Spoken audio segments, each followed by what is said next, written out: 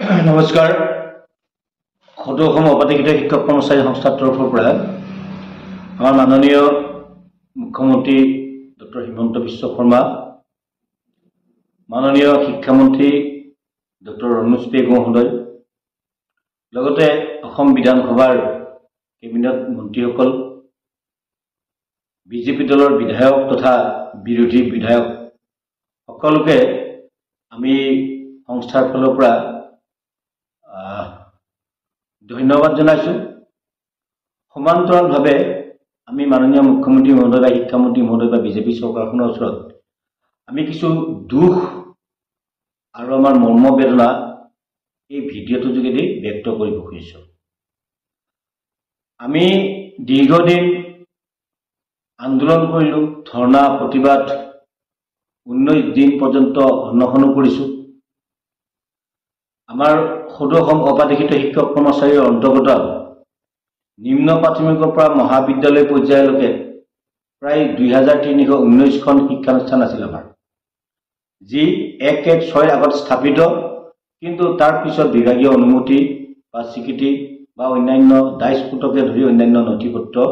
লাভ কৰা শিক্ষানুষ্ঠান, যাৰ কাৰণে আমি 2017-18 যিখন পদ প্ৰাধিকৰণ আইন, এই আইনখনৰ যি প্ৰাধিকৰণৰ ধাৰা উপধাৰা, এই উপধাৰাবিলাকৰ কাৰণে আমি প্ৰাধিকৰণৰ পৰা বঞ্চিত হৈ আছিলোঁ। আমাৰ মুখ্যতম দাবী আছিল যে এই সদৌ অসম অপাধিকৃত শিক্ষানুষ্ঠানখিনি সংস্থাৰ অন্তৰ্গত শিক্ষানুষ্ঠানখিনিৰ লগতে 2001 বা 2013 বা 2021 চনত প্ৰাধিকৰণৰ পৰা বঞ্চিত সকলোবোৰ সকলো পৰ্যায়ৰ শিক্ষক কৰ্মচাৰীক পদসমূহ প্ৰাধিকৰণ কৰা, তাৰ বাবে 2017-18 চনৰ যিখন পদ প্ৰাধিকৰণ আইন, এই আইনখনৰ পূৰ্ণাংগ সংশোধন,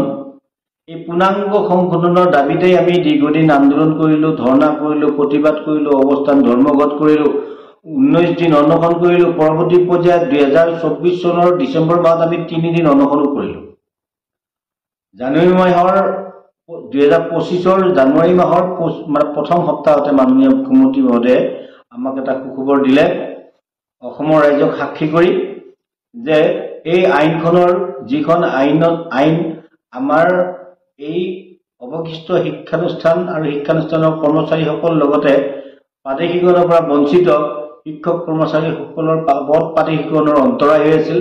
এই আইনখন সংশোধন কৰিব, সংশোধন কৰি আমাৰ অৱশিষ্ট শিক্ষানুষ্ঠানখিনিক বা শিক্ষক কৰ্মচাৰীখিনিক ন্যায় প্ৰদান কৰিব। আমি বৰ উৎসাহেৰে মাননীয় মুখ্যমন্ত্ৰী মহোদয়ৰ এই কথাখিনি সন্মান জনাই আমি দীৰ্ঘকাল অৰ্থাৎ 2025 চনৰ জানুৱাৰী মাহৰ পৰাই বৰ্তমানলৈকে কোনো আমি প্ৰতিবাদী কাৰ্যসূচী লোৱা নাই বা কোনো বিৰুদ্ধাচৰণ কৰা নাই, বিদ্বেষ প্ৰকাশ কৰা নাই। আমি আশা কৰি আছিলোঁ যে মাননীয় মুখ্যমন্ত্ৰী মহোদয়ে আমাৰ এই তেওঁ দিয়া যিটো প্ৰতিশ্ৰুতি, বিভিন্ন সময়ত দিয়া যি প্ৰতিশ্ৰুতি বা বিশেষকৈ অসমৰ পৰা ভেঞ্চাৰ শব্দটো নোহোৱা কৰি দিয়াৰ কাৰণে তেওঁ যিটো কাৰ্যপন্থা ল'ম বুলি কোৱা যিটো প্ৰতিশ্ৰুতি, এই প্ৰতিশ্ৰুতিবিলাক শেহতীয়াকৈ হ'লেও ৰক্ষা কৰিব বুলি আমি আশা ৰাখিছোঁ। শেহতীয়া শব্দটো এইকাৰণেই কৈছোঁ যে তেওঁৰ নেতৃত্বাধীন অৰ্থাৎ তেওঁৰ মুখ্যমন্ত্ৰীত্বৰ দিনৰ বৰ্তমান যিখন চৰকাৰ, এই চৰকাৰখনৰ 5 বছৰ উকলিব, কাৰ্যকাল শেষ হ'ব। এই কাৰ্যকালৰ পিৰিয়ডটোকে মই যিহেতু শেষৰ বছৰৰ শেষৰটো মাহ আৰু শেষৰখন বিধানসভা, এই বিধানসভাখনতে বিধেয়ক, নতুন সংশোধনী বিধেয়ক আনি আমাক প্ৰাধিকৰণৰ কথা আছিল। কিন্তু এই ক্ষেত্ৰত আমি মাননীয় শিক্ষামন্ত্ৰী মহোদয়ৰ লগত বহুদিন আলোচনা কৰিছোঁ, বহুত দিন তেখেতে হয়তো আমাক কেতিয়াবা চিঠিযোগে মাতিও নিছে, কেতিয়াবা আমি নিজেও গৈ তেখেতৰ লগত আলোচনাত মিলিত হৈছোঁ। আৰু তেতিয়া আলোচনাত মিলিত হোৱা তেওঁলোকে হয়তো উইনিংলি যিবিলাক প্ৰতিশ্ৰুতি আছিল, বিশেষকৈ ইউডাইজ সম্পৰ্কীয় বা শিক্ষকৰ নিযুক্তিৰ তাৰিখ সম্পৰ্কীয়, এনৰলমেণ্ট ছাত্ৰ ছাত্ৰীৰ সংখ্যা সম্পৰ্কীয়, এই কথাবিলাকত আমি দাবী জনোৱাৰ উপৰিও তেওঁলোকে উইনিংলি যিখিনি প্ৰতিশ্ৰুতি আমাক দিছিল, এটাও প্ৰতিশ্ৰুতি ৰক্ষা নকৰি কেৱল মাত্ৰ 2টা প্ৰতিশ্ৰুতি তেওঁলোকে ৰক্ষা কৰিছে। সেইটো হ'ল কলেজৰ ক্ষেত্ৰত প্ৰাদেশিকৰণ হ'ব লাগিলে কনকাৰেন্স লাগে, সেইটো NOC ধৰিলে। আৰু হাইস্কুলৰ ক্ষেত্ৰত মানে যিহেতু হাইস্কুলৰ প্ৰথম ক্লাছটো ক্লাছ 8 আৰু 17-18 চনৰ আইনখনত 9 বুলি উল্লেখ থকা যিটো এইটোকে মাত্ৰ সংশোধন কৰি অৰ্থাৎ 8 ক্লাছটোক প্ৰথম ক্লাছ হিচাপে ধৰি গোটেই বিধেয়কখন আৰু একোকে সংশোধন নকৰি 17-18 আইনখনকে কপি পেষ্ট কৰি অৰ্থাৎ সেই আইনখনকে হুবহু অসম বিধানসভালৈ লৈ আনি শব্দকেইটা মানে পুনৰ লিখি 17-18 চনত যেনেধৰণে লিখা আছে তেনেধৰণে পুনৰ লিখি এমেণ্ডমেণ্ট কৰা বুলি যিখন বিধেয়ক আনিলে, অসমৰ ৰাইজে হয়তো ভাবিছে যে মাননীয় মুখ্যমন্ত্ৰী মহোদয়ে কৈছে যে 6 চনৰ আগৰ যিকোনো এখন কাগজ হ'লেই শিক্ষানুষ্ঠানখন প্ৰাদেশিকৰণ হ'ব। সদা ৰাইজ বা মাননীয় মুখ্যমন্ত্ৰী মহোদয়, শিক্ষামন্ত্ৰী মহোদয়, আপোনালোকে ৰাইজকো বিভ্ৰান্ত নকৰিব, আমাৰ শিক্ষকসকলকো আমাক ন্যায় দিয়ক। বিদ্যালয় এখন প্ৰাদেশিকৰণ হ'ব লাগিলে শিক্ষানুষ্ঠানৰ বিশেষকৈ এলিমেণ্টেৰী ছেকশ্যনত ইউডাইছৰ কথা থাকিব। তাৰপিছতে মাধ্যমিক পৰ্যায়ত বা ছেকেণ্ডাৰী পৰ্যায়ত শিক্ষানুষ্ঠানখনৰ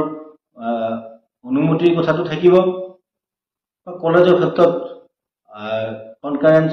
বা সেই ক্ষেত্ৰত এতিয়া কনকাৰেন্সক বাদ দি NOC কৰিছে। আমি দেখিছোঁ যে মাধ্যমিক পৰ্যায়ত বা মহাবিদ্যালয় পৰ্যায়ত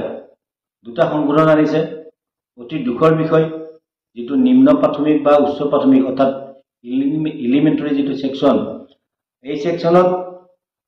প্ৰধানকৈ 9-10 ডাইচ নথকাৰ কাৰণে আচলতে তেওঁলোক প্ৰাদেশিকৰণৰ পৰা বঞ্চিত হৈ আছিল। আৰু সেয়া আমাৰ মুখ্যতম দাবী আছিল। এই দাবীকেইটা আছিল যে নিম্ন প্ৰাথমিকত ইউডাইছটো 18-19 ইউডাইছ ধৰিব লাগে, হাইস্কুলৰ ক্ষেত্ৰত প্ৰথম ক্লাছটো 8 ধৰিব লাগে, ছিনিয়ৰ ছেকেণ্ডাৰীৰ ক্ষেত্ৰত যিহেতু তেওঁলোকৰ পাৰ্মিশ্যন বা NOC কিংবা কনকাৰেন্স নাই, সেয়ে মাটিৰ ডকুমেণ্ট বা যিকোনো এটা ডকুমেণ্টক 6 চনৰ আগৰ যিকোনো এটা চৰকাৰী ডকুমেণ্টক মান্যতা দি প্ৰাদেশিকৰণৰ আওতাত ল'ব লাগে। কলেজবিলাকৰ যিহেতু কনকাৰেন্স নাই, গতিকে তেওঁলোকৰ পাৰ্মিশ্যন বা NOC যিকোনো এটা ডকুমেণ্টক মানে মান্যতা দি প্ৰাদেশিকৰণ কৰিব লাগে। আমি সুখ প্ৰকাশ কৰিছোঁ যে মাধ্যমিক পৰ্যায়ত আৰু মহাবিদ্যালয় পৰ্যায়ৰ সংশোধন দুটাই নিশ্চয়কৈ আমাৰ মহাবিদ্যালয় পৰ্যায়ৰ মাধ্যমিক পৰ্যায়ৰ শিক্ষকসকলক আহ্লাদিত কৰিছে। কিন্তু আমিও দুখ পাইছোঁ, আমি যিহেতু নিম্ন প্ৰাথমিকৰ পৰা মহাবিদ্যালয় পৰ্যায়লৈকে সকলোবোৰ শিক্ষক সমাজেৰে একত্ৰিত হৈ আমি চৰকাৰৰ ওচৰত আবেদন নিবেদন কৰি আছিলোঁ। সেয়ে প্ৰাথমিক পৰ্যায়ৰ কাৰণে যিটো মাইলৰ খুঁটি 9-10 যিটো ডাইচ, এই ডাইচটো সংশোধন নকৰিলে তেওঁলোকৰ কোনো বিদ্যালয় প্ৰাদেশিকৰণ নহয়। 9-10 ডাইচ থকা শিক্ষানুষ্ঠান নিমিত্ত মাত্ৰ, যিকেইখন 2017 বা 2018 কেৱল মাত্ৰ তেওঁলোকৰ হয়তো ছাত্ৰ ছাত্ৰীৰ সংখ্যা বা মাটি নথকা এনেকুৱা সৰু কিবা কাৰণত প্ৰাদেশিকৰণ হোৱা নাছিল, এই কেইখনমান মাত্ৰ প্ৰাদেশিকৰণ নাই। তাৰো 9-10 ডাইচৰ অধিক সংখ্যক শিক্ষানুষ্ঠানে ইতিমধ্যে বন্ধ কৰি দিয়া হৈছে। আৰু এই প্ৰসংগতে এটা কথা কওঁ যে আমি 2319খন শিক্ষানুষ্ঠানৰ প্ৰাদেশিকৰণৰ দাবী কৰি আহিছিলোঁ যদিও এইটো 2022 চনৰ এটা সমীক্ষা আছিল, কিন্তু বৰ্তমানৰ যিটো সমীক্ষা, এই সমীক্ষা মতে বৰ্তমান 2319খন শিক্ষানুষ্ঠান আমাৰ মাজত নাই। ইতিমধ্যে নিম্ন প্ৰাথমিক আৰু উচ্চ প্ৰাথমিক লগতে মাধ্যমিক পৰ্যায়ৰ প্ৰায় 1800ৰো অধিক শিক্ষানুষ্ঠান আমাৰ হাতত থকা তথ্য মতে 1800ৰো অধিক শিক্ষানুষ্ঠান ইতিমধ্যে ইউডাইছ বন্ধ কৰি দিয়া হৈছে। আৰু ছেকেণ্ডাৰী লেভেলত হাইস্কুল কিছুমানৰ সেৱাকোট বন্ধ কৰি দিয়া হৈছে। আৰু উচ্চতৰ মাধ্যমিক পৰ্যায়ত তেওঁলোকৰ যিটো দৰ্পণ পৰ্টেল, এই দৰ্পণ পৰ্টেলটো তেওঁলোকৰ পৰা কৰ্তন কৰা হৈছে। আৰু সেইবিলাক শিক্ষানুষ্ঠানৰ অধিক সংখ্যকে এতিয়া জীয়াই থকা নাই বা সেই স্কুলবিলাক চলি থকা নাই। তেনে ক্ষেত্ৰত এই বাছি থকা যিখিনি শিক্ষানুষ্ঠান, যিখিনিয়ে অত্যন্ত সংঘাত আৰু সংগ্ৰামৰ মাজেৰে যিখিনি শিক্ষানুষ্ঠানৰ ইউডাইছ এক্টিভ হৈ আছে, তেওঁলোকৰ যদি আপাৰ আইডি অন্তত 20% হ'লেও যদি তেওঁলোকে আপাৰ আইডি ক্ৰিয়েট কৰিছে, তেতিয়াহ'লে এই শিক্ষানুষ্ঠানখিনিক পুনৰ বিবেচনা কৰিবৰ কাৰণে মই আমাৰ সকলো উদ্যোক্তম কৰ্তৃপক্ষ বিশেষকৈ মাননীয় মুখ্যমন্ত্ৰী মহোদয় আৰু শিক্ষামন্ত্ৰী মহোদয়ক আমি আহ্বান জনাইছোঁ আৰু আমি আশা কৰিছিলোঁ যে এই বিধেয়কখন যিদিনা আহিব সেইদিনা মুখ্যমন্ত্ৰী মহোদয় বিধানসভাত উপস্থিত থাকিব আৰু তেখেত উপস্থিত থাকিলে আমি নিশ্চয়কৈ হয়তো আমি এটা আশাৰ বতৰা পালোহেঁতেন কিন্তু দুৰ্ভাগ্যৰ বিষয় যে তেখেতে কিবা কামত বম্বে যোৱা বুলি গম পালোঁ কিন্তু আমি এতিয়াও নিৰাশগ্ৰস্ত হোৱা নাই যদিও আমি অকণমান দুখ পাইছোঁ নিৰাশগ্ৰস্ত হোৱা নাই আমি মাননীয় মুখ্যমন্ত্ৰী মহোদয়ৰ ওপৰত আশ্বাস আৰু বিশ্বাস ৰাখি মই সদৌ অসম অপাধিকৃত শিক্ষক কৰ্মচাৰী সংস্থাৰ পৰা পুনৰ বিনম্ৰভাৱে আহ্বান জনাইছোঁ যে আগন্তুকত এই বিধেয়কখন আমাৰ গভৰ্ণৰ জেনেৰেলৰ স্বাক্ষৰ হোৱাৰ আগতেই যাতে তেওঁলোকে দৰকাৰ হ'লে বিধায়িনী দলৰ বৈঠক পাতি হ'লেও সৰ্বদলীয় বৈঠক পাতি হ'লেও আমাৰ এই শিক্ষকসকলৰ বয়স আৰু এই শিক্ষকসকলৰ পৰিয়াল এইবিলাকলৈ চাই যাতে অতি শীঘ্ৰে এখন সভা অনুষ্ঠিত কৰে এই সভা অনুষ্ঠিত কৰি তেখেতে যাতে বিশেষকৈ প্ৰাথমিক পৰ্যায়ৰ ইউডেছৰ ক্ষেত্ৰত আমি সংস্থাই দাবী কৰা ধৰণে 18-19ৰ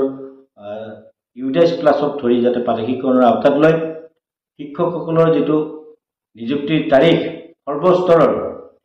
সৰ্বস্তৰৰ শিক্ষানুষ্ঠানৰ শিক্ষকসকলৰ নিযুক্তি যিটো তাৰিখ এই তাৰিখটো 31/12/2010ৰ বিপৰীতে 17-18 আইনখনত যিহেতু 6 বছৰ অভিজ্ঞতা সম্পন্ন শিক্ষকসকলক প্ৰাদেশিকৰণৰ আওতাত লোৱা হ'ব বুলি লিপিবদ্ধ আছে এইটোকে বাহাল ৰাখি তাৰিখটো যাতে 6 বছৰ অভিজ্ঞতা ধৰি তাৰিখটো 31/12/2018 চন নিৰ্ধাৰিত কৰে আৰু সকলোবোৰ শিক্ষানুষ্ঠানতে যিদৰে 6 শিডিউল এৰিয়া বাগান এৰিয়া বা শৈক্ষিকভাৱে পিছপৰা অঞ্চলবিলাকৰ ক্ষেত্ৰত যেনেদৰে ৰিলেক্সেশ্যন দিছে আমি সংস্থাই আহ্বান জনাইছোঁ সৰ্বস্তৰত ছাত্ৰ ছাত্ৰীৰ সংখ্যা প্ৰতিটো পৰ্যায়তে 5টাকৈ কমাই ধৰিব লাগে আৰু যিটো পৰীক্ষাৰ ৰিজাল্ট যিটো পাৰ্চেণ্টেজ হ'ব লাগে এইটো 30%ৰ সলনি 20% ধৰিব লাগে ধৰি বৰ্তমান জীৱিত হৈ থকা যিখিনি শিক্ষানুষ্ঠান এই আটাইখিনি শিক্ষানুষ্ঠানকে প্ৰাদেশিকৰণৰ আওতাত লৈ শিক্ষক কৰ্মচাৰীসকলক যাতে ন্যায় প্ৰদান কৰে তাকে আহ্বান কৰিলোঁ এই ভিডিঅ'টোৰ যোগেদি আমাৰ শিক্ষকসকলে এই ভিডিঅ'টো শ্বেয়াৰ কৰিব কমেণ্ট কৰিব যাতে মাননীয় মুখ্যমন্ত্ৰী মহোদয় বা মাননীয় শিক্ষামন্ত্ৰী মহোদয়ৰ লগতে অসম চৰকাৰৰ যিমানবিলাক কেবিনেট মন্ত্ৰী আছে সন্মানীয় কেবিনেট মন্ত্ৰীসকলে বা সন্মানীয় বিধায়কসকলে এই ভিডিঅ'টো পায় আৰু ভিডিঅ'টোৰ যোগেদিয়ে যাতে তেওঁলোকে আমাৰ যিটো কাটৰ আহ্বান বা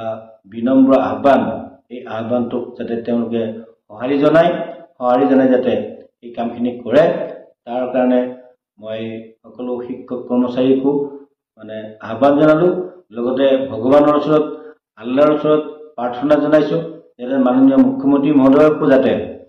শক্তি দিয়ে যিমান অসম্ভৱ হ'লেও যাতে তেখেতে এই কামখিনি কৰে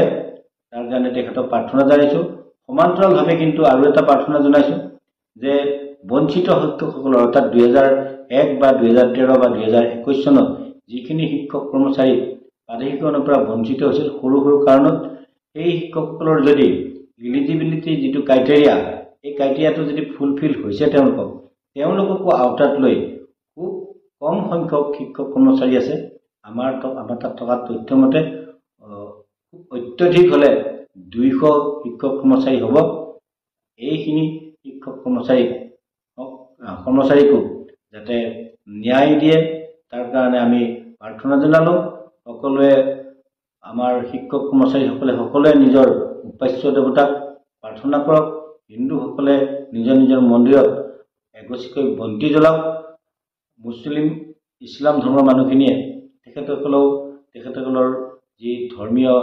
নীতি নিয়ম তাৰ মাজেদি আল্লাহৰ ওচৰত প্ৰাৰ্থনা জনাওক যাতে মাননীয় মুখ্যমন্ত্ৰী মহোদয় আৰু বৰ্তমানৰ যিখন চৰকাৰ এই চৰকাৰখনে যাতে আমাৰ শিক্ষকসকলৰ যি ন্যায়প্ৰাপ্তি এই ন্যায়প্ৰাপ্তিত যাতে সঁহাৰি জনাব পাৰে আৰু যিমান অসম্ভৱ হ'লেও যাতে তেখেত আমি দেখিছোঁ অসম চৰকাৰৰ বৰ্তমানৰ মাননীয় মুখ্যমন্ত্ৰী মহোদয়ে ইতিমধ্যে বহুতো অসম্ভৱ কামকো তেখেতে সম্ভৱ কৰি সাহসেৰে কৰিছে। আমাৰ বিষয়টো যাতে সাহসেৰে উদ্যমেৰে সমাধান কৰে আৰু অসমৰ পৰা যাতে ভেঞ্চাৰ শব্দটো নাইকিয়া কৰে এই কথাটো প্ৰাৰ্থনা জনালোঁ। আৰু প্ৰাৰ্থনা জনাই মই পুনৰবাৰ মাননীয় মুখ্যমন্ত্ৰী মহোদয় আৰু মাননীয় শিক্ষামন্ত্ৰী মহোদয় লগতে কেবিনেট কমিটিৰ সকলোবোৰ কেবিনেট মন্ত্ৰী সকলক লগতে বিধায়ক সেয়া দলীয় শাসকীয় বিধায়কেই হওক কিংবা বিৰোধী দলৰ বিধায়ক হওক সকলোকে প্ৰাৰ্থনা জনাইছোঁ। আমাৰ হৈ মাত মতা অসমৰ সকলোবোৰ ৰাইজ, আমাক সহায় কৰা সকলোবোৰ সাংবাদিক বন্ধু, আমাৰ হৈ মাত মতা বিৰোধী দলৰ বিধায়কসকল সকলোকে আমি সংস্থাৰ তৰফৰ পৰা ধন্যবাদ জনাইছোঁ আৰু কৃতজ্ঞতা জনাইছোঁ। ধন্যবাদ।